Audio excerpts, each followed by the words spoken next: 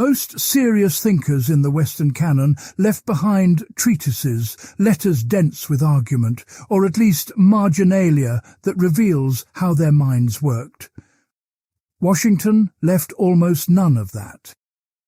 He wrote tens of thousands of letters, but they are operational, tactical, addressed to specific persons about specific problems. He never composed a philosophical essay. He never systematically laid out his premises. He never defined his key terms. This creates a genuine methodological problem, not just a gap in the archive. When we reconstruct the philosophy of someone like Jefferson or Adams, we can examine their arguments on their own terms. With Washington, we must infer backward from decisions, from patterns of action, from the rare moments when a letter reveals a governing assumption he never bothered to defend. The question is whether what we recover this way counts as philosophy at all, or whether we are projecting coherence onto a pragmatic operator. John Adams thought the answer was obvious. He catalogued 10 reasons for Washington's fame and concluded his list by noting he had not mentioned reading, thinking, or writing. The implication was clear. Washington achieved greatness through presence, physique, and Virginia's social standing, not through ideas. Most intellectual historians have tacitly agreed with Adams. Washington appears in survey courses as a figure of action, not of thought. Jefferson gets the philosophy. Madison gets the constitutional theory. Hamilton gets the political economy. Washington gets the horse. But this division conceals something important. Every decision Washington made during the founding period required choosing between competing principles, and his choices followed patterns that are too consistent to be accidental. His refusal to become a monarch was not just personal modesty. His approach to faction was not just irritation at squabbling subordinates. His stance on slavery evolved in a direction that violated his economic interests and broke with nearly every member of his class. These are philosophical positions arrived at through something we must take seriously as reasoning, even though the reasoning was never written down as such. The task, then, is reconstruction. Not hagiography, not debunking, but the careful work of identifying what principles actually governed this man's decisions and where those principles came from. Geoffrey Morrison has identified 3 pillars: classical republicanism, British liberalism, and Protestant Christianity. That framework is useful, but it is also too tidy. The interesting questions are precisely where those pillars conflict with each other, and what Washington did at the collision points. That is where his philosophy actually lives. What follows is an attempt to find it. Part 1. The Philosopher Who Wrote No Philosophy. The standard move in intellectual history is to begin with a thinker's texts and read outward to their context. With Washington, we have to reverse the process entirely. The context is all we have, and the texts, such as they are, function more like traces of thought than articulations of it. This reversal is not just an inconvenience. It forces a question that most philosophy of action never quite confronts. What is the epistemological status of inferred belief? Consider what we actually know about Washington's intellectual formation. He had no university education. His formal schooling ended around age 15, focused primarily on mathematics and practical skills like surveying. He did not read Latin or Greek. He could not engage with Aristotle, Seneca, or Cicero in the original. Adams, Jefferson and Madison had all studied classical texts directly, debated them, written about them. Washington encountered classical ideas the way most people encounter philosophy, second-hand, filtered through popular works, absorbed through social osmosis rather than systematic study. The primary channel was the Fairfax family. William Fairfax, the patriarch of the Belvoir estate neighbouring the Washingtons, took the young George under his guidance after his father's death. The Fairfaxes were wealthy, Anglican, and steeped in a particular reading of Stoic thought drawn from Plutarch, Marcus Aurelius, and Seneca. As the historian H.C. Montgomery argued in 1936, it is unnecessary to suppose that Washington read deeply in Stoic texts himself. He absorbed their central commitments through constant exposure to a family that organized daily life around those commitments. Self-command, duty, the subordination of passion to reason, the priority of public service over private comfort. These were not abstract propositions for the Fairfaxes. They were codes of conduct enforced through social expectation. Here is the philosophical problem this raises. Is a commitment that was absorbed socially rather than arrived at through argument still properly called a philosophical position? The standard view says no. Philosophy requires reflective endorsement, the conscious evaluation and acceptance of a principle after considering alternatives. On this view, Washington was simply socialized into a set of norms the way any young man of his class would have been. He did not choose Stoicism any more than he chose to speak English. But this standard view contains an assumption worth challenging. It presumes that philosophical positions are always held propositionally, as explicit beliefs a person could state and defend. Much of what passes for philosophical commitment in everyday life operates differently. A physician who refuses to lie to a dying patient holds a position on the ethics of deception that may never have been formulated as a principle. She simply finds, when the moment arrives, that she cannot bring herself to deceive. The commitment is real, it is consistent, it governs action, but it lives in the disposition rather than in any sentence she could write down. Washington's philosophical life looks much more like this than like the propositional philosophy of his peers. His most sustained engagement with any identifiable philosophical text was not a work of philosophy at all. It was Joseph Addison's play Cato, first performed in London in 1713, about the final hours of Marcus Porcius Cato the Younger as he resists Julius Caesar's tyranny. Washington saw the play repeatedly, quoted from it throughout his life without attribution, and had it performed for his officers at Valley Forge in the winter of 1778.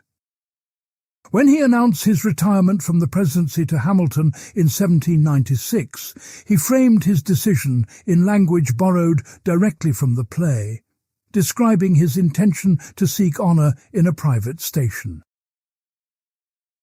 The significance of this is easy to miss. Washington's primary philosophical text was a work of drama, not a treatise.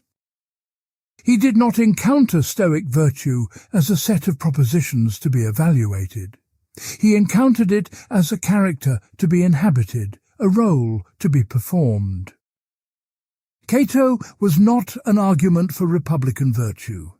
Cato was a portrait of what Republican virtue looks like when it is lived under extreme pressure. Washington did not learn that one should prefer death to tyranny by reading a philosophical proof. He learned it by watching a man on stage choose death over submission and feeling the rightness of that choice in his gut. This has real consequences for how we understand the relationship between philosophy and action in Washington's case. Philosophers since Plato have debated whether knowing the good is sufficient for doing it. Washington's formation suggests a different model entirely. He did not move from knowledge to action. He moved from imitation to habit to conviction. He saw virtue performed, practiced performing it himself, and eventually the performance became indistinguishable from the real thing. Whether it ever became the real thing, or whether it remained performance all the way down, is the central unresolved question about Washington's inner life. We will return to it repeatedly. One more text requires mention. As an adolescent, Washington copied out by hand 110 maxims known as the rules of civility and decent behavior in company and conversation. These were originally a 16th-century Jesuit composition, translated into English and widely circulated in colonial Virginia. They are not philosophy in any technical sense. They are instructions for bodily comportment and social performance. Do not turn your back on others when speaking. Do not clean your teeth at the table. Do not show anger in public. The final rule, number 110, is the only one that touches theology. When you speak of God or his attributes, let it be seriously and with reverence. Scholars have typically treated the rules of civility as biographical curiosity, evidence of Washington's concern with manners. But there is a deeper reading available. The rules assume that virtue is, at its foundation, a discipline of the body. You become virtuous not by thinking correctly, but by training yourself to behave correctly until the behavior is second nature. This is remarkably close to Aristotle's account of moral development in the Nicomachean Ethics, which Washington certainly never read. And yet the underlying logic is identical. Habit precedes character, and character is what remains after habit becomes effortless. The question that all of this leaves open is whether a philosophy assembled from imitation, social absorption, theatrical identification and bodily discipline can bear the weight that Washington eventually placed on it. He would be asked to decline a crown, wage a war on principles he could not formally articulate, navigate the most dangerous constitutional crisis in the young nation's history, and establish precedents that would constrain every subsequent holder of his office. Whether an unwritten philosophy can do that kind of work is not a question Washington ever asked himself, but it is the question his entire career forces us to confront. Part 2. The Stoic Mask and the Problem of Performed Virtue. There is a common-sense view of virtue that most people accept without examining it. Virtue on this view is an inner quality. A person is honest because honesty is genuinely part of who they are. A person is brave because courage lives in their character, not just in their behavior. The performance of virtue without the inner state is, on this account, hypocrisy. The smile that conceals contempt, the generosity that seeks only reputation. We distrust performed virtue precisely because it seems to separate the appearance of goodness from its substance. Washington's entire moral formation challenges this distinction at its root. Everything we know about his development suggests a man who began with the performance and worked inward. He copied rules of civility before he understood their rationale.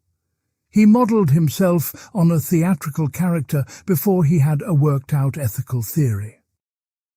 He controlled his famous temper not because he had mastered the passions in the Stoic sense, but because he had learned that losing it in public would destroy his ability to lead. The restraint came first. The habit came second. Whether genuine equanimity ever arrived is a question we cannot definitively answer. David Hackett Fisher, in his study of Washington's intellectual world, draws a distinction that bears directly on this problem. The Stoicism. Washington, absorbed from the Fairfax Circle, was not the ancient Stoicism of Epictetus, who sought renunciation of worldly attachment. It was not the Stoicism of Marcus Aurelius, who aimed to be in the world but not of it. It was a distinctly modern 18th-century version, a philosophy of moral striving through virtuous action by powerful men who believed their duty was to lead others. This was Stoicism in the service of engagement, not withdrawal. Its central problem was how to combine power with responsibility and liberty with discipline. The difference matters because it changes the entire meaning of self-control. For Epictetus, controlling your reactions to external events is the point of the exercise. Tranquility is the goal, and the discipline is its own reward. For Washington's version of Stoicism, self-control is instrumental. You master your passions so that your judgment remains clear enough to serve the public good. The goal is not inner peace, but effective action. This means the performance of calm under pressure is not a secondary effect of genuine equanimity. It is the primary ethical achievement. Washington had a volcanic temper. Contemporaries documented it repeatedly. Lord Fairfax noted in 1748, when Washington was only 16, that the young man had difficulty governing it. John Armstrong, a fellow officer during the Revolutionary War, observed that Washington maintained possession of himself under extraordinary strain, but the phrasing is revealing. He maintained possession of himself, as though the self were something that could escape if not actively held. This is not the language of a man at peace. It is the language of ongoing effort, of will exerted continuously against a tendency that never fully disappears. Here is where the philosophical tension sharpens. If Washington's calm was a performance sustained by effort rather than an expression of achieved tranquility, does that make it less admirable or more? The Aristotelian tradition distinguishes between the temperate person, who desires correctly, and the merely continent person, who desires badly but overrides those desires through willpower. Aristotle considers the temperate person superior because their character is integrated. The continent person is fighting a war against themselves that the truly virtuous person has already won. On the Aristotelian framework, Washington may have been continent rather than temperate for his entire life. He may have raged inwardly at every insult, burned with ambition at every slight, and simply refused to let any of it show. If so, his self-mastery was genuine, but his virtue, in the strict Aristotelian sense, was incomplete. He was always performing what a virtuous person would do, rather than simply being virtuous. But there is another tradition, one that Washington may have absorbed without knowing its philosophical pedigree, that considers this judgment backwards.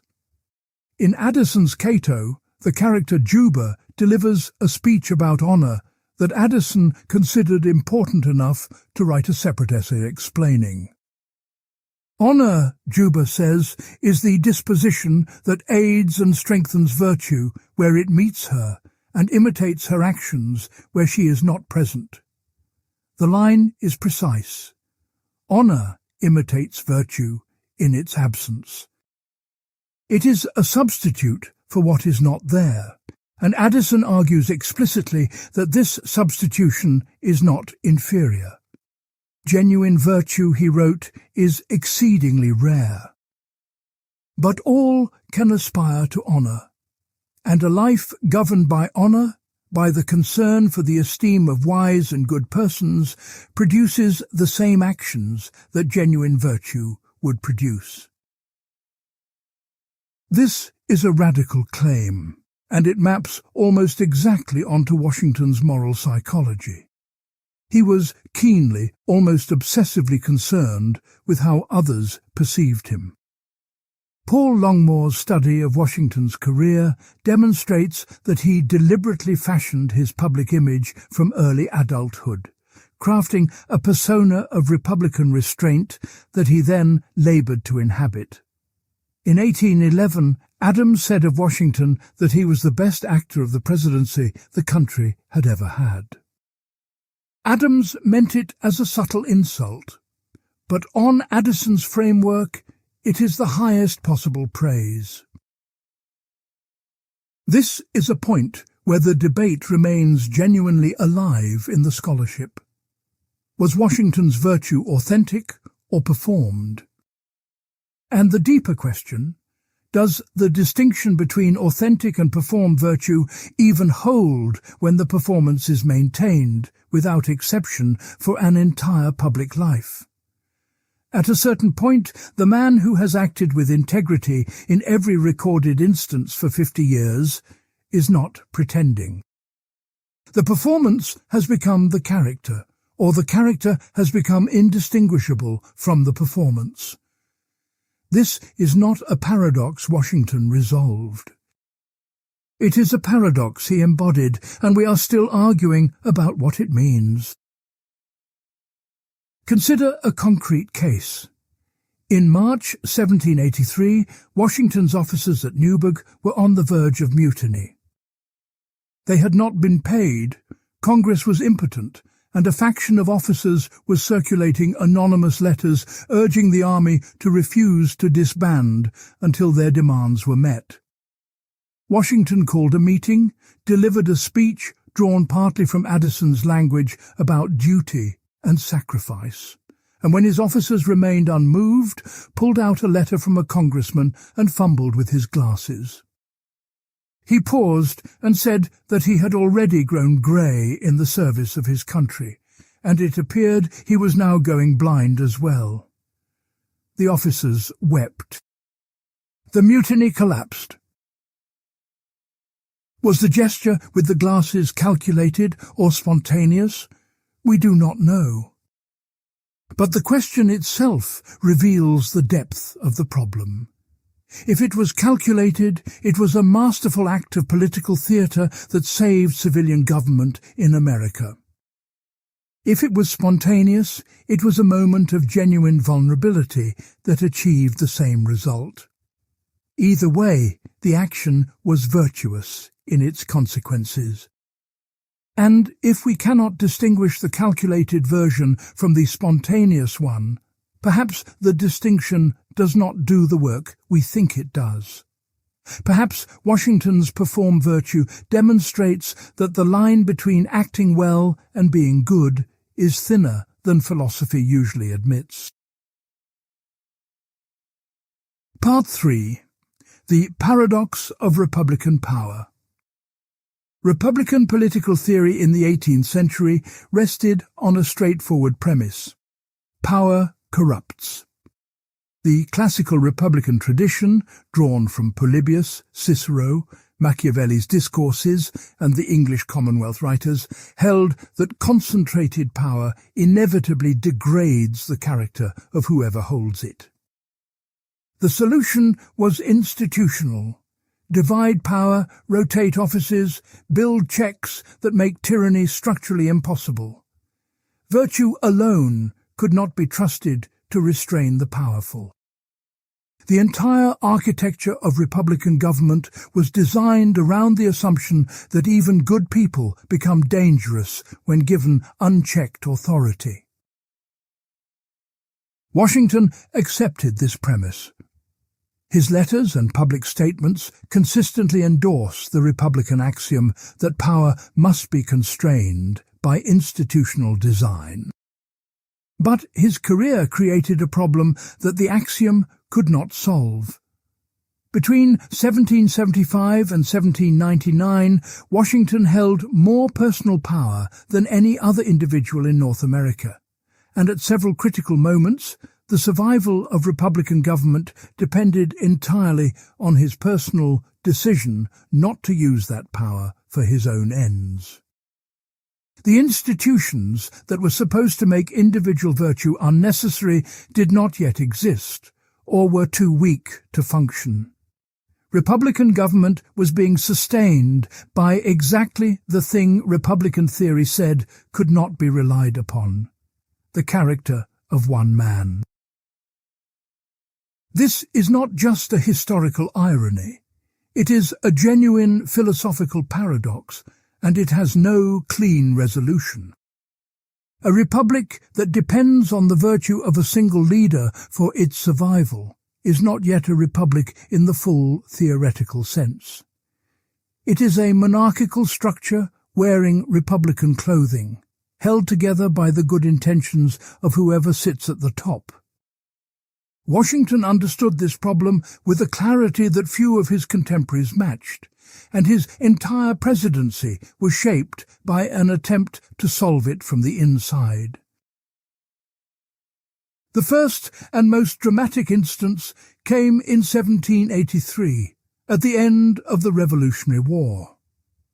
Washington held command of the only organized military force on the continent.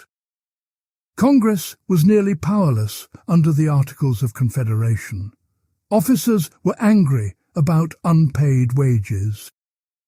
A significant faction of the American political elite would have supported Washington taking power as a military ruler or king.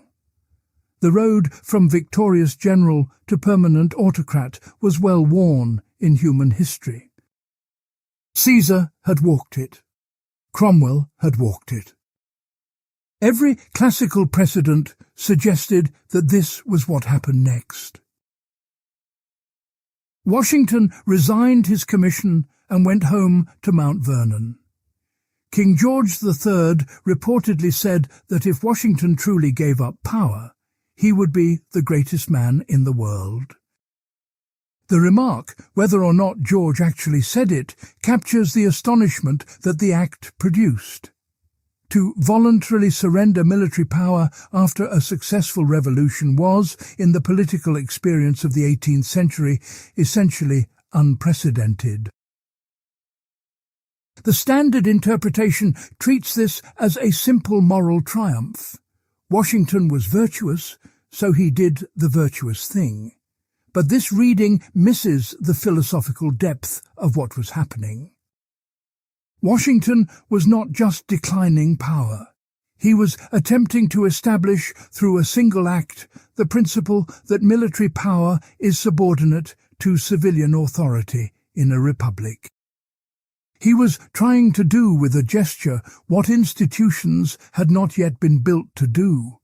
And he knew that the gesture would only work if it was believed to be sincere, which depended on his reputation, which he had been carefully constructing for decades. Here, the threads of his Stoic self-presentation and his Republican theory are inseparable. The resignation only carries political force because Washington had made himself into the kind of figure whose resignation would be believed. A leader with a reputation for ambition and self-dealing could have resigned and been suspected of plotting a return. Washington's lifelong performance of disinterested virtue was what made the act legible as genuine. The performed virtue discussed in the previous section was not separate from his Republican politics. It was the precondition for them. The same paradox recurred when Washington accepted the presidency. He genuinely did not want the office, or at least the evidence strongly suggests as much. His letters from the period between 1787 and 1789 express anxiety, reluctance and worry that accepting would damage the reputation for disinterested service he had built. But he also recognized that the new constitution would fail if it was not given legitimacy by a figure the public trusted. Once again, republican institutions required a particular person's character to function. The system designed to make individual virtue unnecessary could not get off the ground without it. Washington spent his presidency trying to solve this dependency. Every decision about protocol, ceremony, and executive conduct was made with an eye toward establishing precedents that would constrain his successors regardless of their character. He was not governing for himself. He was governing for the abstract future occupant of his office, a person who might be ambitious, corrupt, or simply less careful than he was. This is a remarkable intellectual achievement, even though Washington never theorized it explicitly. He was thinking institutionally, designing through action, building the constraints that Republican theory demanded, but that only his personal authority could impose. The unresolved tension at the center of all this is whether it actually worked. Washington's precedents held for a long time. The two-term limit survived as informal norm until Franklin Roosevelt broke it a century and a half later.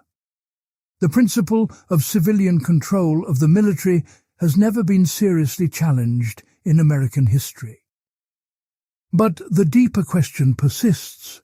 Does a republic that was brought into existence by the extraordinary virtue of one person carry a permanent structural vulnerability?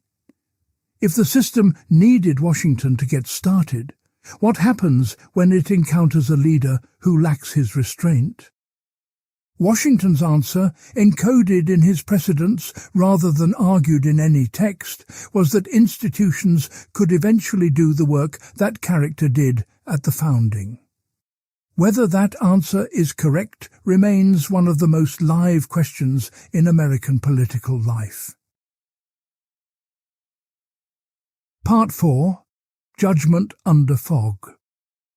Most philosophical traditions treat practical reasoning as a process of applying principles to cases. You identify the relevant moral rule, assess the facts, and derive a conclusion about what to do. The difficulty in this neat picture is always at the level of principles.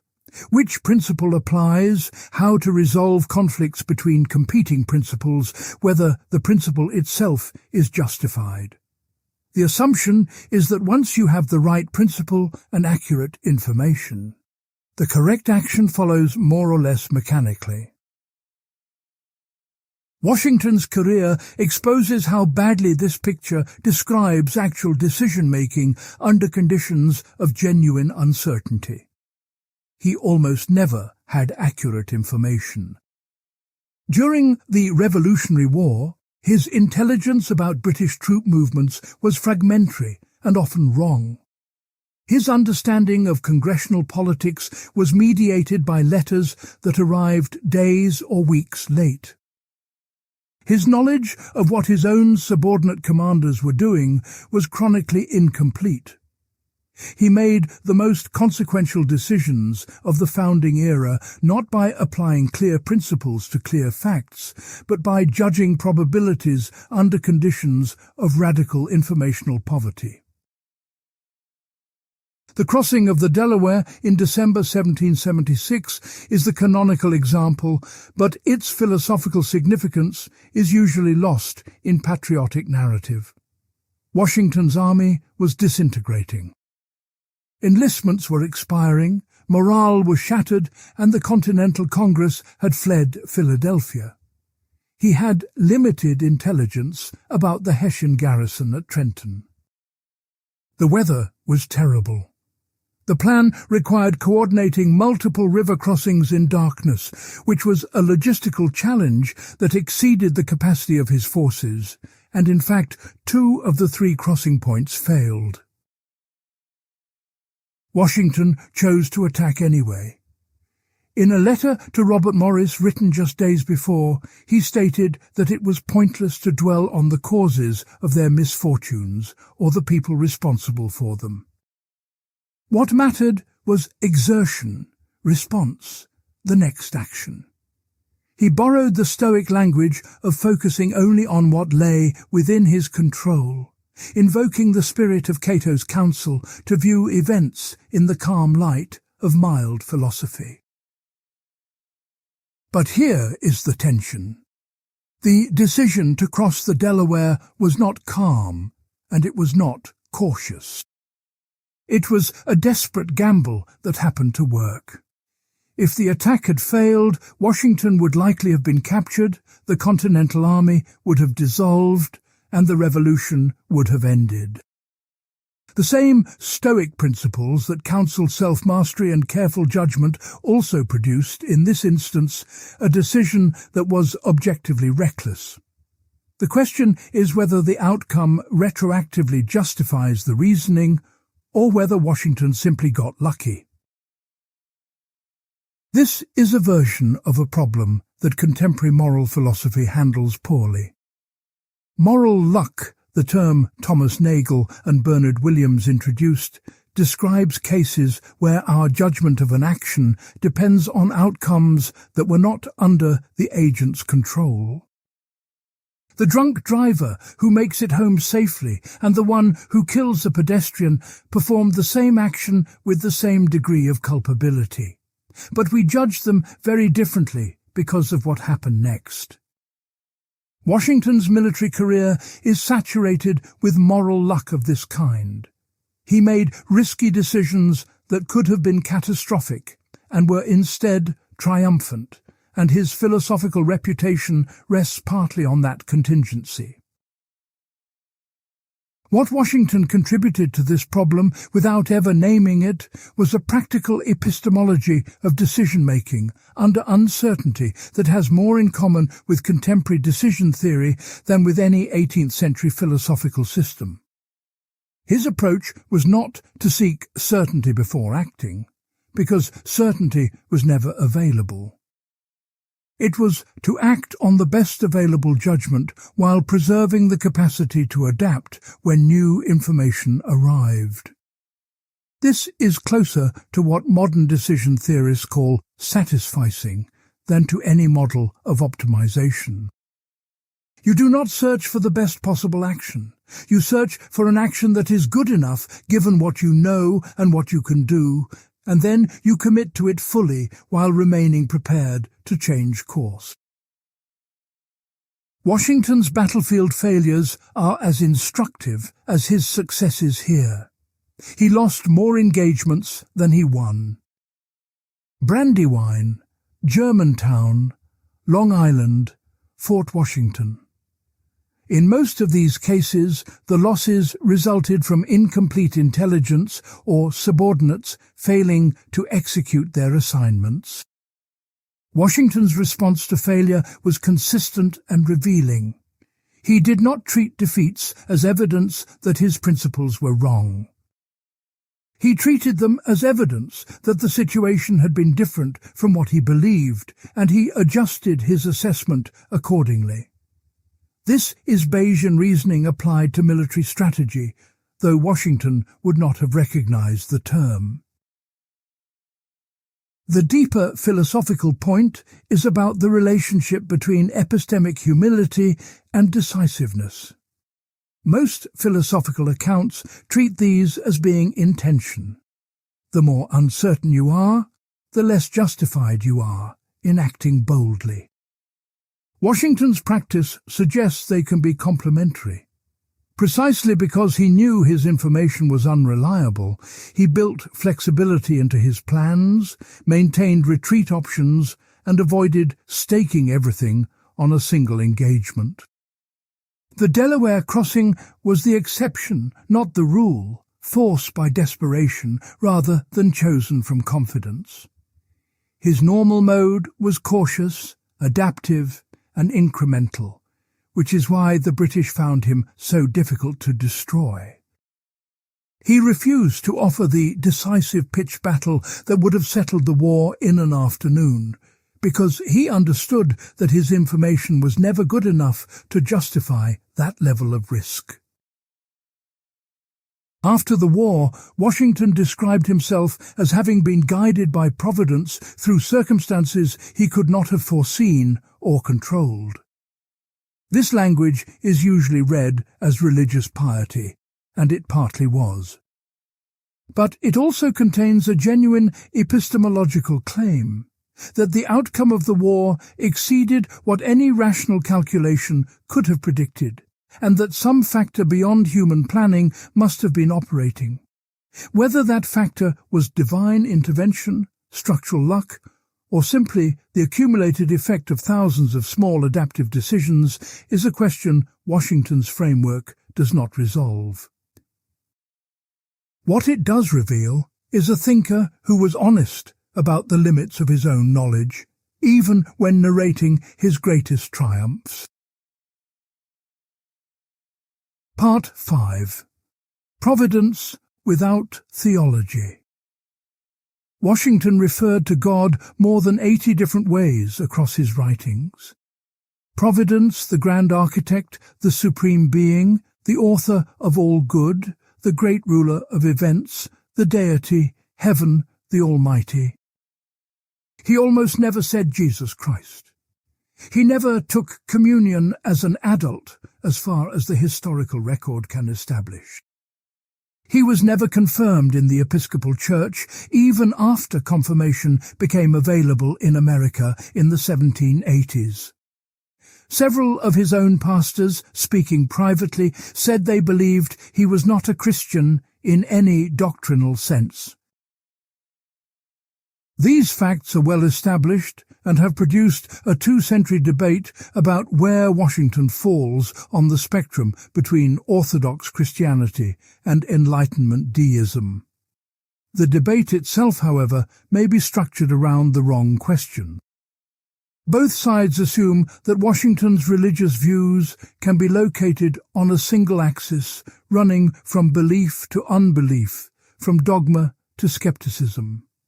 This forces a choice that Washington's own language resists.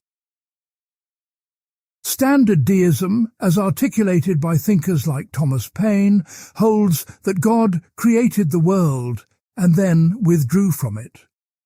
The universe runs according to natural law, and divine intervention in human affairs does not occur. Prayer is pointless. Scripture is unreliable. Miracles do not happen. This is a clear, internally consistent position, and it has the philosophical virtue of economy. It explains the orderliness of nature without requiring an active superintendent. Washington's language directly contradicts this position. He referred constantly and with apparent sincerity to God's active involvement in human events. He attributed the success of the revolution to providential intervention. In his first inaugural address, he stated that every step by which Americans had advanced to the character of an independent nation seemed to bear the marks of providential agency. He coupled belief in providence with practical action, as when he said after the defeat at Germantown that the army must endeavour to deserve better of Providence, and he was persuaded she would smile on them. The pronoun is notable. Washington used both masculine and feminine pronouns for Providence, and occasionally referred to it as an impersonal force. The classification that captures Washington's position most accurately, as scholars like Peter Henriquez and Gary Scott Smith have argued, is theistic rationalism. This is a hybrid. It accepts that God is real and active in the world, like Christianity, but it subjects religious claims to the test of reason, like deism. Reason is the predominant element. Where scripture and reason conflict, reason wins. But unlike pure deism, theistic rationalism allows for divine intervention and considers prayer meaningful. It occupies an unstable middle ground that neither Orthodox Christians nor consistent deists find satisfying. The philosophically interesting move Washington makes with Providence is not theological, but functional. He treats Providence as the name for the gap between human planning and actual outcomes. When events go better than any rational calculation would predict, Providence is the explanatory remainder. When disaster strikes despite careful preparation, Providence is the inscrutable force that must be accepted without despair. This is not a theory of God's nature. It is a practical framework for coping with the fact that human beings cannot predict or control the consequences of their own actions. There is a striking parallel here with the Stoic concept of fate, which Washington may have absorbed through his exposure to classical sources without recognizing the connection. The Stoics held that the universe is governed by a rational principle, the logos, which determines the course of events. The wise person does not resist fate, but cooperates with it, acting virtuously within the constraints that fate imposes.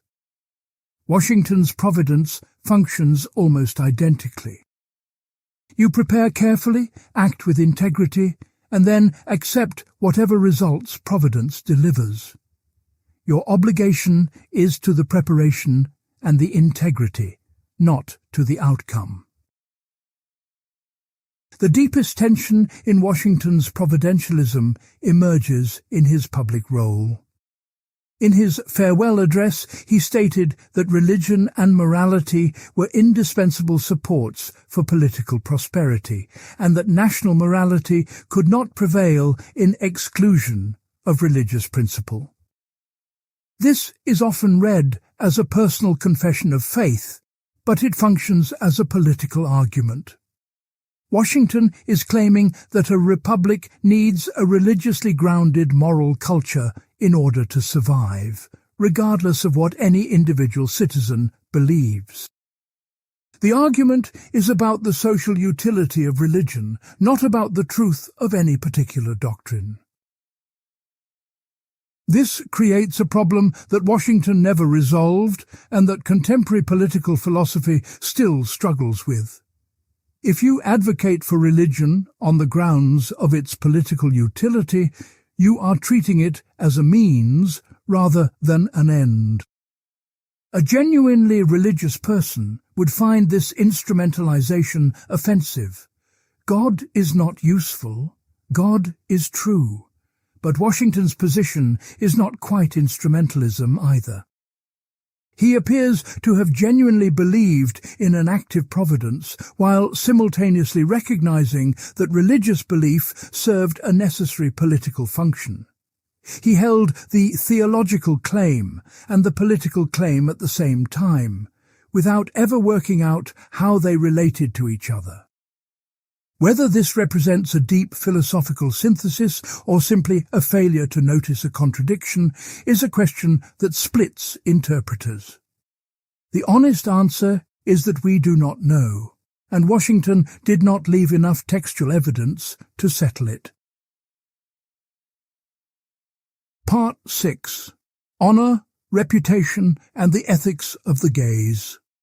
The Stoic tradition, as Washington received it, contained a core tension that most popular treatments glide past. Genuine Stoicism counsels indifference to the opinions of others. Marcus Aurelius writes that the approval of the crowd is worthless, that fame is transient, that the wise person acts from internal principle and is unmoved by praise or blame. Epictetus is even more emphatic. If you seek to please others, you have lost your governing principle. Washington was acutely, constantly, almost painfully sensitive to how others saw him. He spent enormous energy managing his public image. He agonized over whether accepting the presidency would damage his reputation for disinterested service. When the Potomac Company offered him revenue shares in the 1780s, he tied himself in knots, figuring out how to decline without seeming ungrateful, or how to accept without seeming mercenary. He chose to redirect the funds to a charitable cause, a solution that preserved his image of selflessness while still maintaining the social relationship.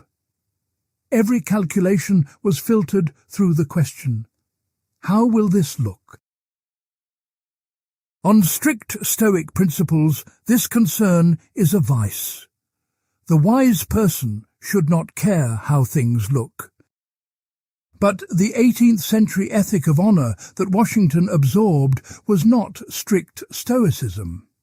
It was a modification, and the modification is philosophically loaded. As the Addison scholar Stephen Klugiewicz has observed, the Roman Stoics themselves were more ambivalent about honor than popular summaries suggest. Seneca, Cicero, and Marcus Aurelius all operated within a culture where a public man's reputation was inseparable from his capacity to act.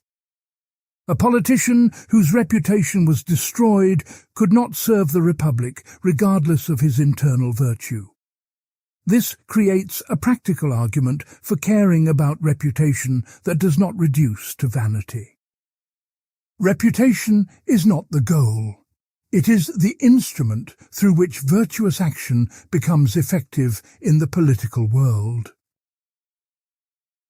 Addison codified this distinction in his commentary on Cato. Honor, he argued, is what aids and strengthens virtue when virtue is present, and imitates virtue's actions when virtue is absent. The critical move is the second half of that formula. Honor imitates virtue where virtue is not present. Addison is acknowledging that genuine virtue is rare, and that a society of ordinary people who lack perfect moral character can still be governed by the ethics of honor if they care enough about the esteem of wise observers to act as though they were virtuous. Washington's moral life tracks this formula almost exactly. His concern with reputation was not the narcissism of a man who needed applause. It was the discipline of a man who used the gaze of others as a constraint on his own behavior. By making himself answerable to public expectations of Republican virtue, he created external pressure that reinforced whatever internal commitment he possessed. The performance became a mechanism of accountability.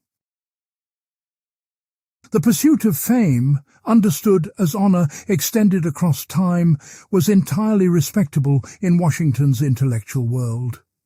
As Plutarch had argued, as Machiavelli had argued, as Francis Bacon and David Hume had argued, fame was the motive force behind great deeds. The surest way to earn a place in a nation's eternal memory was to be a founder of states and commonwealths. Washington and his generation were fully conscious of their role as modern versions of Solon and Lycurgus, the great lawmakers of antiquity. They knew they were being watched by posterity, and they acted accordingly. This was not pretension. It was a deliberate moral strategy. Make yourself accountable to the judgment of future generations, and you will be less likely to betray the present one. There is a contemporary parallel that makes this strategy visible in ordinary life. The research on commitment devices in behavioral economics describes situations where people voluntarily create external constraints on their own future behavior. A person who announces a public deadline for a project is using social expectation to override the tendency to procrastinate. The external gaze does work that internal motivation alone cannot. Washington's lifelong cultivation of his reputation functioned as a commitment device on a national scale. By making his character into a public institution, he made it harder for himself to defect from his own principles, because defection would be visible to everyone.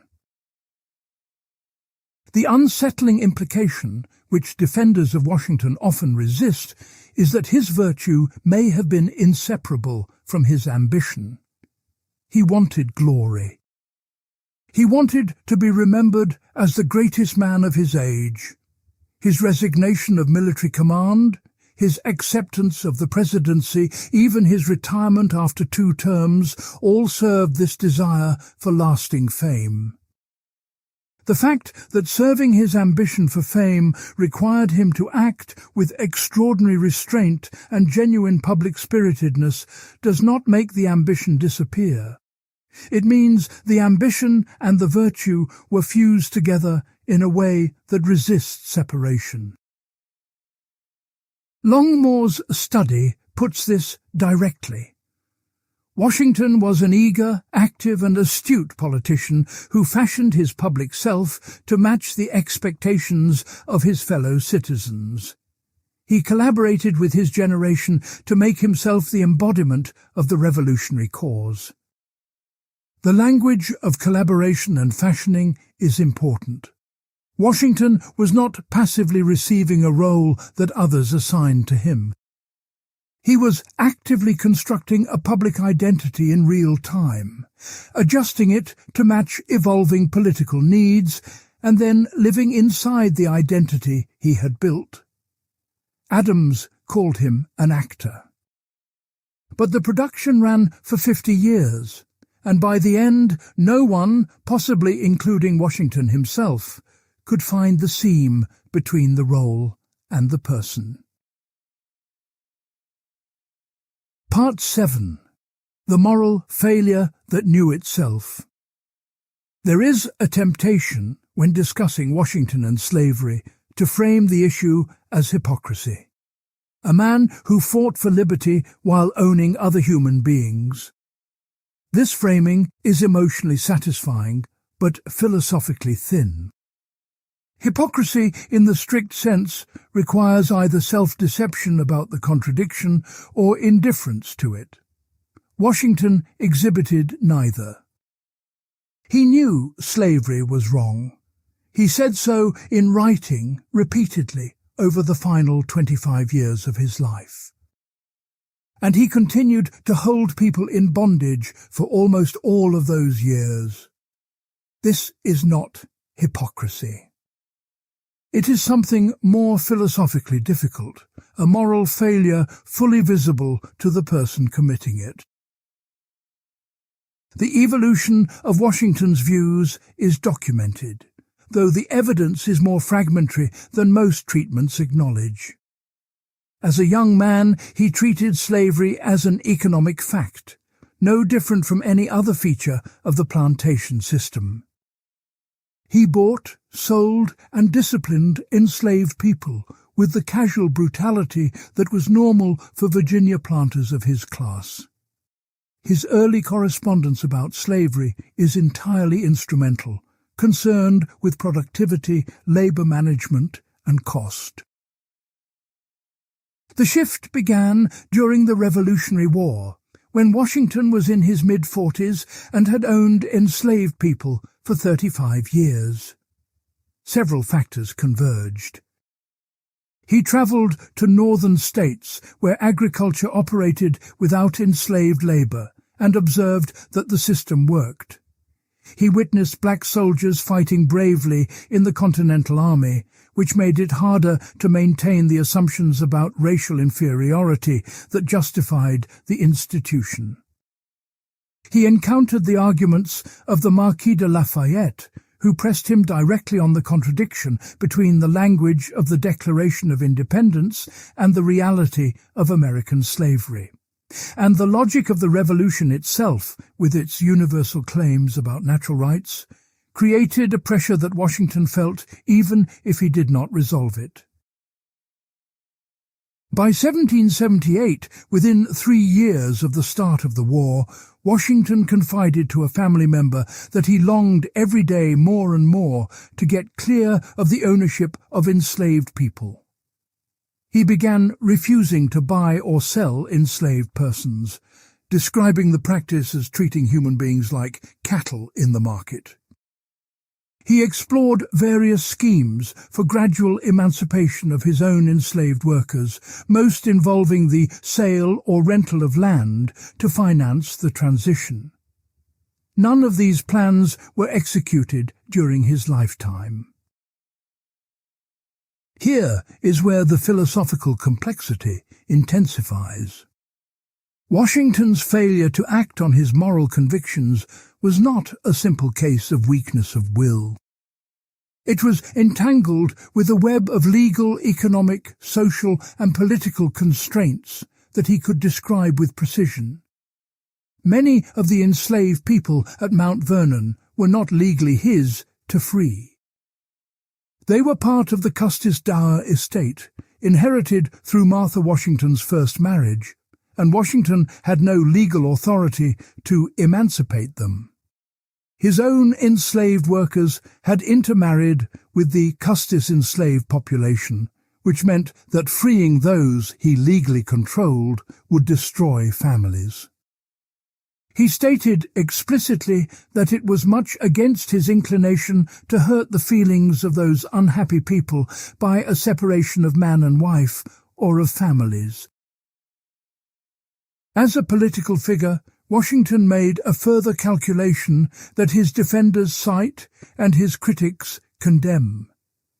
He prioritized national unity over abolition. He wrote that no one living wished more sincerely than he did to see a plan adopted for the abolition of slavery, but he insisted that there was only one proper and effectual mode: legislative action, arrived at through the political process rather than imposed by executive decree or individual example. He feared, with some justification, that pressing the slavery issue would split the fragile Union along north-south lines before the constitutional system had developed enough resilience to survive the rupture. The philosophical question is whether this political prudence was genuine wisdom or rationalization. Washington was not wrong about the political danger. The Constitutional Convention of 1787 had nearly collapsed over the slavery question, and the compromises that held the Union together were precisely designed to prevent the issue from becoming a national confrontation. But the fact that a moral argument has dangerous political consequences does not make it wrong. It makes it difficult, and Washington's consistent choice to defer the difficulty rather than confront it allowed the institution to become more entrenched, not less, over the next 60 years. In his will, Washington finally acted. He directed that all enslaved people he personally owned be emancipated after Martha Washington's death. He provided funds for the support and education of the elderly and young among them. He was the only major slaveholding founder to free his enslaved workers through his will. Martha Washington, reportedly unsettled by living among people who had a direct interest in her death, signed the Emancipation Order early on January 1st of 1801, about a year after Washington's funeral. The will is sometimes presented as Washington's redemptive act, the final proof that his moral evolution was genuine. And it was genuine as far as it went. But it freed only the 123 people Washington personally owned. The 153 Custis Dower enslaved workers were returned to the Custis estate. Many of those freed had spouses and children among the Custis group who remained in bondage. The emancipation that Washington had agonized over for decades when it finally came produced exactly the family separations he said he wanted to avoid. The hardest philosophical reading of this situation is not the one that condemns Washington as a hypocrite, or the one that praises him as a man ahead of his time. It is the reading that takes seriously the possibility that he was both morally clear-eyed and morally insufficient. He saw the wrong. He named it. He took steps, late and partial, to address it within the constraints he accepted. And the constraints he accepted were themselves partly of his own making, products of choices he had made decades earlier when he could have acted differently and did not. This is the structure of what philosophers call tragic moral failure, a situation where doing the right thing is genuinely available but requires costs that the agent is unwilling to bear, and where the refusal to bear those costs compounds the original wrong over time. Washington's case is not identical to the ancient tragedies because he was not caught between competing obligations of equal weight. The obligation to free human beings from bondage was not symmetrical with the obligation to preserve the Union or protect his financial position. One of those was a fundamental moral demand, and the others were pragmatic considerations of varying legitimacy. Washington treated them as though they were commensurable, and that is where his moral framework, built from Stoic self-command and Republican prudence, failed him. The most damning specific episode is the case of Oni Judge. Judge was an enslaved woman in the Washington household who escaped in 1796 while the Washingtons were living in Philadelphia. Washington pursued her recovery for years, using government resources and intermediaries, even as he was privately expressing his opposition to slavery as an institution. He sought her return not because he doubted the morality of her flight, but because he considered her his legal property, and was unwilling to accept the precedent of an enslaved person successfully escaping without consequence. The man who declined a crown could not bring himself to let a woman walk free. If there is a lesson in this for philosophy, it is about the limits of the moral frameworks Washington inhabited. Stoicism teaches you to master your passions, but it does not necessarily tell you which passions are the right ones to master. Republican theory teaches you to subordinate personal interest to the public good, but it can also teach you to subordinate justice to political stability. The combination of Stoic discipline and Republican prudence that served Washington so well in other domains produced, on the question of slavery, a sophisticated machinery for deferring moral action indefinitely. He had all the tools for self-governance except the one that mattered most, the willingness to sacrifice his material position for the freedom of people he knew were being wronged. This is not a failure of intelligence or awareness. It is a failure of will, and it is all the more damning because it came from a man whose will in every other domain was the strongest in the room. Part 8. Property, Land, and the Political Economy of Independence. Washington's understanding of liberty was not abstract. It was tied to a specific material condition, the ownership of land. He believed that only a person of independent means could be truly free, because only financial independence insulated a person from the pressure to conform, to defer, to sell their judgment to a patron or employer. This was not a quirky personal view. It was a foundational assumption of 18th-century Republican thought, and it shaped everything Washington did, from his approach to the presidency to his refusal of a salary during the Revolutionary War. The assumption has a long philosophical pedigree. Aristotle argued that citizenship required leisure, and leisure required property. Harrington's Commonwealth of Oceania, widely read in colonial America, held that political power follows the distribution of land. The English Country Party tradition that influenced Washington's generation treated independent landholding as the prerequisite for Republican self-governance. A man who depended on another man's wages or another man's patronage could not vote or deliberate freely because his judgment would always be compromised by the need to please his benefactor. Liberty on this model is not a right you possess simply by being human. It is a condition you achieve through economic self-sufficiency. Washington embodied this principle with unusual intensity. He was one of the largest landholders in North America. By the end of his life, his estate included roughly 8,000 acres at Mount Vernon and over 50,000 acres of western land stretching across Virginia, Pennsylvania, and the Ohio Valley. He had been acquiring land since the age of 17, when he first worked as a surveyor in the Shenandoah Valley. His early career was as much about land speculation as military service. When Governor Dinwiddie offered 200,000 acres to soldiers who would fight in the French and Indian War, Washington saw the military commission as an investment opportunity as much as a patriotic duty.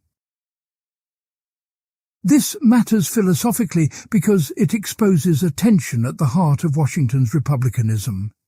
If liberty requires property and property accumulation requires aggressive pursuit of economic advantage, then the foundations of Republican virtue rest on acquisitive behavior that sits uneasily with the disinterested public service republicanism also demands. Washington wanted to be Cato, the selfless defender of the Republic. He was also a relentless land speculator who used political connections, military service, and insider knowledge to amass one of the largest personal fortunes in the colonies. These two identities are in genuine tension, and Washington never acknowledged the tension because the intellectual framework he inherited did not recognize it. The Republican tradition treated property as the foundation of virtue, not as its rival.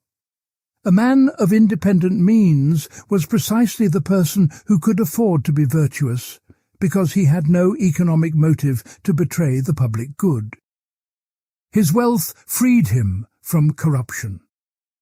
This reasoning sounds self-serving, and in many cases it was, but it also contained a real insight about the relationship between economic dependence and political freedom that has never been fully refuted. The person who can be fired for their political views is less free than the person who cannot. The person whose livelihood depends on government contracts is less capable of impartial judgment about government policy than the person whose income comes from their own land. Washington's continental perspective, which Morrison identifies as one of his most distinctive intellectual characteristics, grew directly from his experience as a land speculator. Because he held property across multiple colonies and had travelled extensively through the interior, he understood the American territory as a unified economic space in a way that most colonial politicians focused on their own provincial interests did not. His vision of national union was not just a political ideal. It was rooted in a concrete understanding of rivers, roads, trade routes, and the economic interdependence they created. The Potomac Company, which he championed in the 1780s, was simultaneously a business venture and a political project, connecting Eastern and Western commerce to bind the nation together materially. But the political economy of independence that Washington took for granted contained a devastating internal contradiction. The property that secured the independence of Virginia's planter class was, in significant part, the property in human beings. The land that made Washington free required enslaved labor to be productive. The entire edifice of Republican independence rested in practice on a system of radical unfreedom for others. Washington's moral evolution on slavery, discussed earlier, was not separate from his political economy. It was produced by it. As he shifted Mount Vernon from tobacco to grain, he found that enslaved labor was increasingly inefficient for the new agricultural regime. His economic objections to slavery preceded his moral ones. The philosophical question of whether the moral conclusion matters less because it arrived through economic reasoning rather than pure ethical reflection is one that Washington's case raises but cannot settle. There is a further problem that connects Washington's political economy to contemporary debates. The model of liberty as economic independence assumes a world of propertied citizens who are roughly equal in their self-sufficiency. It does not describe a world of wage labourers, tenants, and persons who own no productive assets. Washington's republic was built for a particular class, and the universalist language in which he and his contemporaries framed their principles concealed the class specificity of the whole project. When Washington spoke of liberty, he meant the liberty of landholders. When he spoke of the people, he meant propertied white men. The expansion of those categories to include everyone else was a project his framework made possible in principle, but resisted in practice. Part 9. Faction as Philosophical Problem. Washington warned against political parties more emphatically than he warned against any other danger to the Republic. In his farewell address, he devoted more space to the threat of faction than to any other topic, describing the spirit of party as the worst enemy of popular government. He argued that the alternate domination of one faction over another, sharpened by a spirit of revenge natural to party conflict, constituted a form of despotism in itself. And he predicted that the disorder produced by factional warfare would eventually incline people to seek security in the absolute power of an individual. A prediction that reads with unsettling precision across multiple centuries of political history. The standard interpretation treats this warning as naive. Washington was simply unable to accept that organized political opposition was a normal and healthy feature of democratic life. Richard Hofstadter, in his influential study of the origins of the American party system, argued that Washington and his generation lacked the concept of legitimate opposition. They could not distinguish between a political party that opposes your policies and a faction that seeks to destroy the Republic. On this view, Washington's hostility to parties was a failure of political imagination, corrected by the next generation who built the party system he feared. But this reading is too quick, and it misses what was philosophically sophisticated about Washington's position. He was not claiming that disagreement is bad, or that citizens should think alike. He was making a structural argument about what happens to deliberation when it is organized through permanent adversarial coalitions. His concern was specific, that parties transform every political question into a loyalty test, replacing substantive judgment with partisan allegiance. Citizens stop asking which policy is best for the country and start asking which policy advances our side. The common good disappears as a category of political reasoning and is replaced by the strategic calculation of factional advantage. This is not a naive position. It is a precise description of a failure mode in democratic governance that political scientists have spent 2 centuries documenting. The phenomenon of partisan-motivated reasoning, in which people evaluate evidence based on whether it supports their party's position rather than on its merits, is one of the most robust findings in contemporary political psychology. Washington could not have named the mechanism in these terms, but he identified the outcome with remarkable accuracy. His deeper worry was about the relationship between faction and external threat. He argued that partisanship opened the door to foreign influence and corruption, because it weakened the capacity of citizens to make disinterested choices.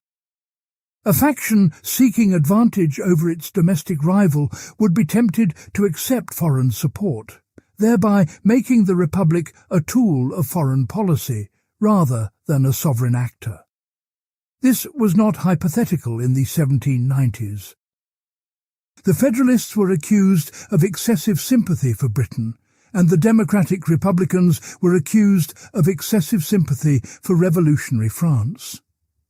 Both accusations contained enough truth to make Washington's warning concrete and urgent. The philosophical foundation of Washington's anti-faction position was his republicanism, not his temperament. Classical Republican theory, from Machiavelli's Discourses through the English Commonwealth tradition, treated civic virtue as the essential prerequisite for self-governance. Virtue meant, in this context, the capacity to set aside private and group interests in favour of the common good. Parties, by their nature, institutionalise group interest and make it the organising principle of political life. On strict Republican premises, a party system is a contradiction. It takes the very thing that Republicans identified as the greatest threat to free government and builds it into the permanent structure of politics. The counter-argument, which Madison articulated in Federalist 10, is that faction cannot be eliminated because it is rooted in human nature and in the unequal distribution of property. The solution is not to suppress faction, but to multiply factions so that no single one can dominate. Madison and Washington agreed on the diagnosis, but disagreed on the remedy. Madison accepted faction as permanent and designed institutions to manage it. Washington hoped that faction could be kept to a minimum through civic education, moral culture, and the restraining power of national unity. History has largely vindicated Madison's institutional approach over Washington's cultural one. The party system developed despite Washington's warnings, and the Republic survived. But Washington's concern has not been refuted. It has been confirmed at the level he predicted, even if the mechanism has proved more resilient than he expected. The question of whether permanent adversarial parties are compatible with genuine deliberation about the common good remains open, and the answer is less obviously yes than most democratic theorists assumed in the 20th century. Washington's warning was not naive. It was premature, and the distance between premature and wrong is a gap that 200 years of political experience has been steadily closing. Part 10. Neutrality as Moral Theory. In April 1793, revolutionary France declared war on Britain, Holland and Spain. The entire European continent was at war. The French ambassador, Edmond Genet, arrived in Charleston expecting the United States to honour its 1778 Treaty of Alliance and join France against Britain. Much of the American public agreed with him. France had helped America win its independence. The French Revolution was, or appeared to be, an extension of the same principles that animated the American one. Gratitude and ideology both pointed toward intervention on the French side. Washington chose neutrality. On April 22nd, he issued a proclamation declaring that the duty and interest of the United States required a conduct friendly and impartial toward all the belligerent powers. The phrasing is precise and philosophically deliberate. Duty and interest, not duty alone, which would suggest pure moral obligation. Not interest alone, which would suggest pure calculation. Both fused together as though Washington believed the moral and the prudential pointed in the same direction and could not properly be separated. This fusion of duty and interest is the key to Washington's approach to foreign affairs, and it reveals a moral theory that most commentators pass over without recognizing it. The standard reading treats the Neutrality Proclamation as realism. The United States was too weak to fight, so Washington chose pragmatically to stay out. This is true, but incomplete. Washington did not argue only that neutrality was expedient. He argued that it was just. Justice and humanity, he wrote in the farewell address, imposed on every nation the obligation to maintain peaceful relations with other nations when it was free to do so. Neutrality was not merely smart policy. It was the default moral obligation of a nation at peace, overridable only by direct threat or unambiguous treaty commitment. The philosophical structure here is worth making explicit. Washington is operating with a presumption of non-intervention as the moral baseline. A nation is morally required to stay out of foreign conflicts unless there is a positive justification for entering. Sympathy with another nation's cause is not sufficient justification. Gratitude for past assistance is not sufficient justification. Even a treaty obligation can be questioned if the circumstances have changed fundamentally. As Washington and Hamilton argued, the French alliance had changed when France shifted from a defensive to an offensive war.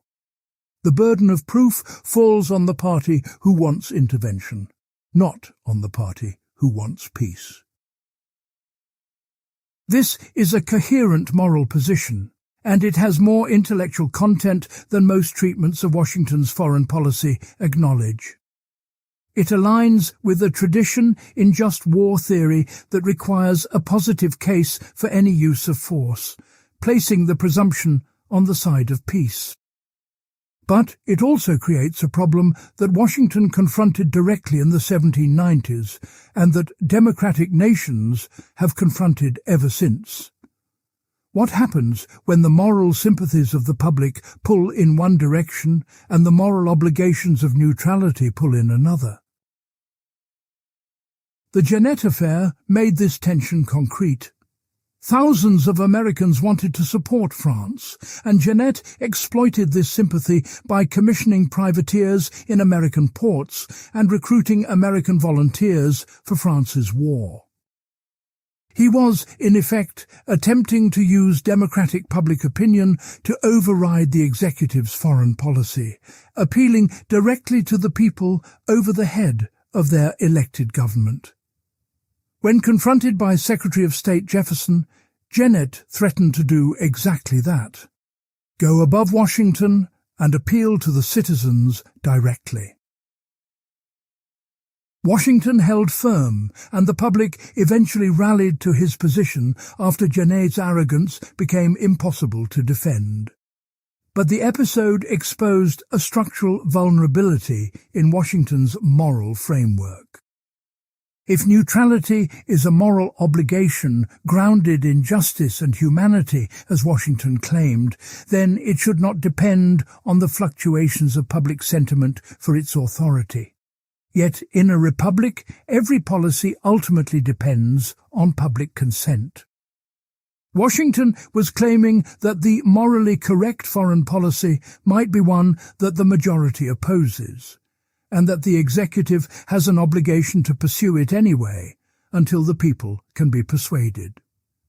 This is a form of moral paternalism that sits uneasily with democratic self-governance, and Washington knew it.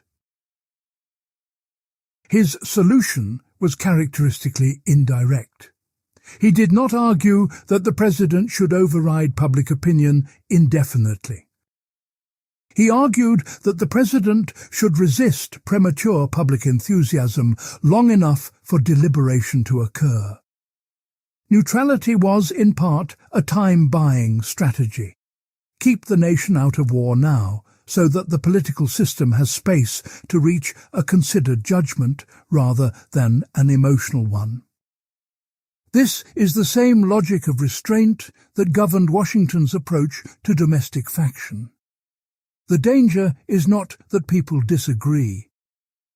The danger is that people act before they have thought, carried by passion rather than guided by reflection. The president's job, on Washington's model, is to create the conditions for reflection by refusing to be swept along by the passions of the moment. In his farewell address, Washington generalized this principle into a comprehensive foreign policy philosophy. He argued that permanent alliances with foreign nations should be avoided because they create obligations that distort a nation's capacity for independent judgment.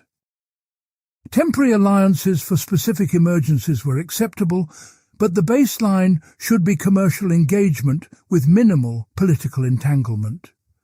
The reasoning was not isolationism in the later American sense.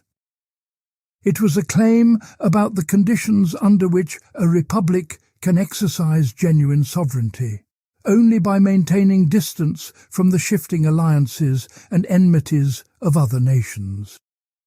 A republic entangled in foreign commitments is not free to pursue its own interests guided by its own judgment of justice, and a republic that is not free in this sense is not fully a republic at all.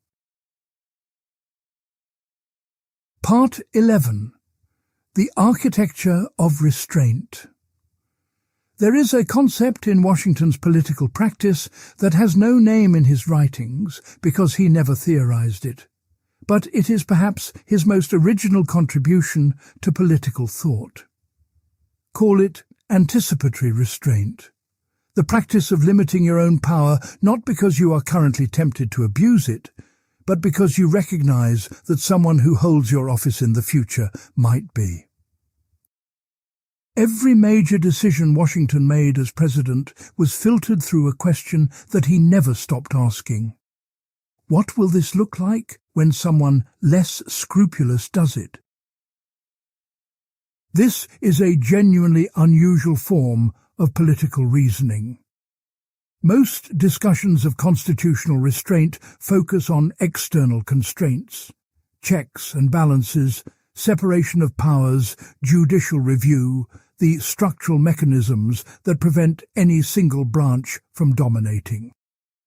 Washington was practicing a different kind of restraint, one that operated from within the office of the executive itself. He was designing the presidency in real time, and he was designing it for its worst future occupant, not its best. Consider the question of executive ceremony. How should a president interact with the public? Should he hold a weekly audience like a monarch, or make himself freely accessible? Should he ride in a carriage with livery, or walk the streets like an ordinary citizen? These questions sound trivial, but Washington understood that they were constitutive. The way a president presents himself becomes part of the office's meaning. Too much ceremony creates an expectation of royal authority that future presidents will exploit. Too little ceremony undermines the dignity the office needs to function. Washington settled on a middle course, formal enough to command respect, but restrained enough to avoid monarchical implication, and he did so knowing that every choice would set a precedent. The same logic governed his approach to executive power in matters of substance. Washington had a strong view of executive authority and believed the president needed significant latitude, particularly in foreign affairs. But he consistently used that latitude in ways designed to limit future presidents' ability to claim unchecked discretion. The Neutrality Proclamation, for example, asserted presidential authority in foreign policy, but was immediately submitted to Congress for legislative ratification, which came in the form of the Neutrality Act of 1794. Washington claimed the power and then voluntarily subjected it to legislative confirmation, establishing a pattern that constrained the precedent even as it expanded executive reach. The two-term limit is the most famous instance of this anticipatory restraint. Nothing in the Constitution prevented Washington from serving a third term. He was still popular enough to win re-election. His decision to step down was not forced by political circumstances or declining health, though he was tired of the office. It was a deliberate choice to establish, through personal example, a principle that the Constitution did not yet contain. Washington understood that if the first president served for life, the presidency would become a de facto monarchy regardless of what the Constitution said. The only way to prevent this was to leave voluntarily and make the departure so visible that no successor could easily ignore the precedent. The philosophical innovation here is subtle but important. Washington was not merely exercising self-restraint in the ordinary moral sense. He was using his singular historical position, the fact that he was first, that he was trusted, that his actions would carry the weight of precedent, to encode restraint into the institutional structure of the government. He was converting personal virtue into institutional constraint. This is precisely what classical Republican theory said was impossible, because it held that institutions, not individuals, are the only reliable source of political restraint.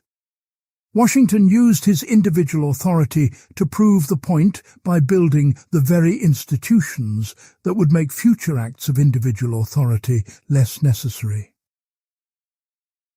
Whether this strategy succeeds in the long run depends on whether precedent carries normative force in the absence of law. The two-term norm held for 150 years before Roosevelt broke it, and it was only then codified in the 22nd Amendment. Other Washington precedents have held more loosely. The principle of presidential restraint in domestic affairs has been expanded and contracted by successive administrations.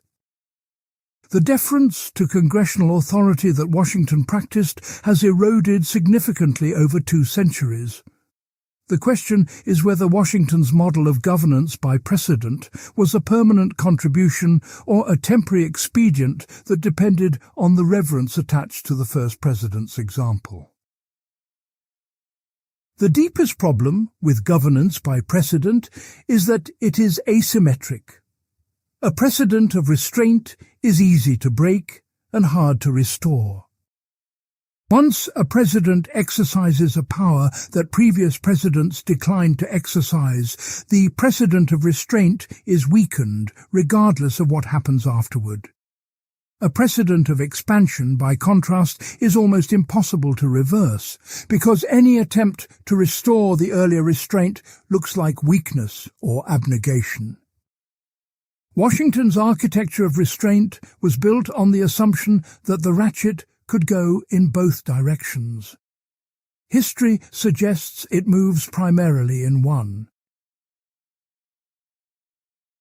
Part 12. Precedent as Philosophy. The usual way to contribute to political philosophy is to write a theory that others can evaluate, critique, and build upon. Washington contributed to political philosophy by acting, and the actions, because they were first, became the framework within which all subsequent American political thought operates. This is a different kind of philosophical contribution, and it deserves to be taken seriously on its own terms, rather than treated as a lesser substitute for written theory. The core of Washington's contribution is the demonstration that a republic can be founded by a person who has sufficient power to destroy it and chooses not to. This sounds simple. It is, in practice, the rarest political achievement in human history. The pattern across civilizations is overwhelmingly consistent. Military leaders who win revolutionary wars become permanent rulers. Caesar, Cromwell, Napoleon, Bolivar, Mao, every continent has its examples. The exceptions are so few that each one requires individual explanation. Washington is the most consequential exception in the modern era, and the explanation lies in the philosophy, absorbed rather than authored, that we have been reconstructing throughout this discussion. The Stoic commitment to self-command gave him the emotional discipline to resist the pull of power when it was offered. The Republican tradition gave him the intellectual framework to understand why concentrated power is dangerous, even in virtuous hands. The ethics of honor and fame gave him a motive for restraint that was stronger than the motive for aggrandizement. The calculation that his reputation across centuries would be greater if he gave up power than if he kept it. The providential worldview gave him the capacity to accept outcomes he did not control, and to view his own role as instrumental rather than ultimate. These are not separate ideas bolted together. They are a coherent system, and the coherence shows in the consistency of Washington's actions across 45 years of public life. The farewell address, which Washington crafted with help from Hamilton but controlled in its essential arguments, is the closest thing he produced to a philosophical treatise. It is worth treating as such. The core argument moves through 4 claims, each building on the one before. First, national unity is the foundation of both collective and individual happiness, and any force that threatens unity threatens the Republic itself. Second, the greatest internal threat to unity is the spirit of faction, which replaces the common good with partisan interest. Third, the greatest external threat to unity is entanglement in foreign alliances, which introduces foreign interests into domestic deliberation. Fourth, the foundation that sustains both internal unity and external independence is a moral culture grounded in religion and education.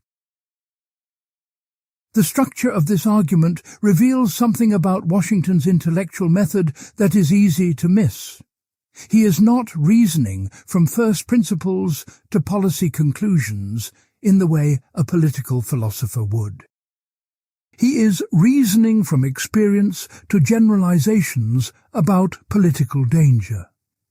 Every claim in the farewell address corresponds to a specific crisis Washington faced during his presidency: the factional conflict between Hamilton and Jefferson, the neutrality crisis with France, the Whiskey Rebellion that tested federal authority, the regional tensions between North and South.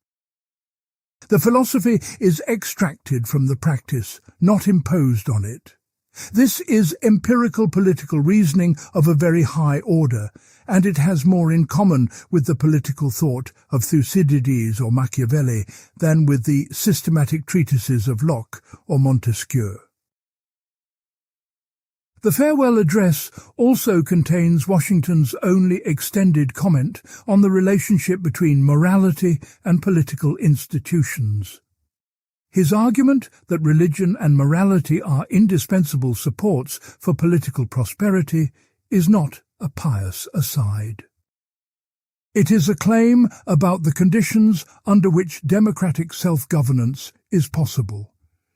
Institutions alone cannot sustain a republic, Washington argues, because institutions require virtuous citizens to operate them. Laws are only as good as the people who enforce and obey them. If the moral culture that produces law-abiding citizens decays, no institutional design can compensate. This is a deeply unfashionable claim in contemporary political theory, which tends to assume that good institutions can compensate for bad citizens, and that morality is a private matter with no necessary connection to public governance. Washington's position is the opposite. Morality is the precondition for institutions, not a byproduct of them. Whether he was right is one of the great unresolved questions in democratic theory. The experiment he helped design is still running, and the data are still coming in. Part 13. What Washington got wrong and why it still matters. The test of a philosophical system is not whether it solves every problem, but whether it fails in interesting ways, at points where the failure reveals something about the limits of the framework itself, rather than just the limitations of the person using it. Washington's philosophy fails interestingly in at least 4 places, and each failure illuminates a genuine limit of the tradition he inhabited.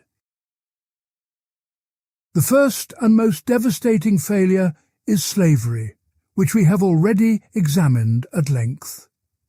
But the philosophical lesson needs to be stated more precisely than it usually is. Washington's framework of Stoic self-command, Republican prudence, and honor-based virtue was designed for a world of propertied gentlemen governing themselves and their dependents. It had no conceptual resources for recognizing persons outside that class as moral equals. Stoicism in its ancient form was universal. The slave Epictetus and the emperor Marcus Aurelius shared the same philosophy. But the 18th century modification Washington absorbed stripped out that universalism and replaced it with a class-specific code of gentlemanly conduct. The philosophy of moral striving through virtuous action by powerful men, as Fisher describes it, contained the word powerful as a load-bearing requirement, not an incidental detail. It was a philosophy for rulers. It had nothing to say to those who were ruled, and its silence on that point made it structurally complicit in the systems of domination it refused to examine. The second failure is Washington's treatment of indigenous peoples and Western land. His continental vision, his understanding of the American territory as a unified economic space, was built on the displacement of the peoples who already lived on that land. Washington was not ignorant of this fact. He negotiated treaties with indigenous nations, employed diplomacy, and at times expressed respect for their sovereignty. But his fundamental assumption that the westward expansion of American settlement was both inevitable and desirable placed indigenous claims outside the framework of legitimate political consideration. The Republican theory of property that grounded his political economy recognized only European forms of land use as constitutive of ownership. Cultivation, fencing, permanent settlement.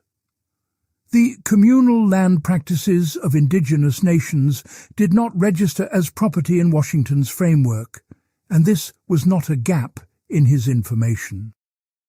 It was a gap in his philosophy, shared by virtually every European thinker of his era, but no less damaging for being widespread. The third failure is more subtle and concerns the relationship between Washington's anti-faction position and the practical requirements of democratic governance. Washington was right that parties create distortions in democratic deliberation. He was wrong to conclude that the solution was to suppress or prevent party formation. The reason he was wrong is not just that parties proved inevitable, which they did, but that the alternative he envisioned, a politics of consensus guided by disinterested gentlemen, was never available in a society with genuinely diverse interests. Washington's ideal of nonpartisan governance presupposed a degree of social and economic homogeneity that did not exist even among the founding elite, let alone among the broader population. His framework could diagnose the pathologies of faction, but could not accommodate the pluralism that makes faction an irreducible feature of free societies. Madison understood this, which is why his institutional approach to faction management has proved more durable than Washington's cultural approach. But there is a cost to Madison's solution that Washington perceived and Madison did not fully acknowledge. When you accept faction as permanent and design institutions to manage it, you normalize the very thing that threatens deliberative quality. You get stability, but you may lose the capacity for genuine public reasoning about the common good. Whether that trade-off is acceptable depends on whether you believe, as Washington did, that a republic requires citizens who can think beyond their group interest, or whether you believe, as most modern democratic theorists do, that group interest is all there is, and the best you can hope for is a fair procedure for aggregating competing claims.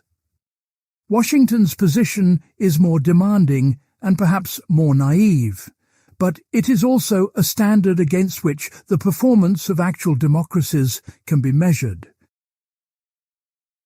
The fourth failure is Washington's assumption that precedent could substitute for law. His entire approach to the presidency rested on the belief that the force of his example would constrain future holders of the office. This worked remarkably well for a remarkably long time, but the mechanism depended on a level of reverence for the founding that could not be sustained indefinitely. As the founding generation receded into history, the normative weight of Washington's precedents diminished. What remained was the institutional structure, the written constitution, the formal laws, the judicial interpretations, which were the very things Washington knew were insufficient on their own. His solution to the problem of institutional inadequacy was a form of moral capital that depended on proximity to its source. The further you get from Washington, the less his example constrains, and we are now very far indeed. These four failures share a common structure. In each case, Washington's philosophy worked within its assumed boundaries and broke down at the edges. It worked for propertied white men, but not for those they enslaved. It worked for European settlers, but not for indigenous peoples. It worked for a small republic of relative social homogeneity, but not for a diverse democratic society. It worked for the founding generation, but not in the same way for the generations that followed. The philosophy was real, It was coherent, it was in many respects brilliant, but it was built for a world that was already passing away, even as Washington constructed it. The most honest assessment of Washington as a thinker is that he was the best possible practitioner of a philosophical framework that was not adequate to the moral demands of his own situation. He executed the Stoic Republican Christian synthesis with more consistency, more discipline, and more political intelligence than any of his contemporaries. But the synthesis itself was blind to forms of injustice that it could have seen if it had been willing to look, and Washington's fidelity to the framework prevented him from seeing past its boundaries. He was, in the end, limited by the same thing that made him effective. His total commitment to a set of principles that he had absorbed so deeply they had become invisible to him as choices. That is both the power and the danger of a philosophy lived rather than written.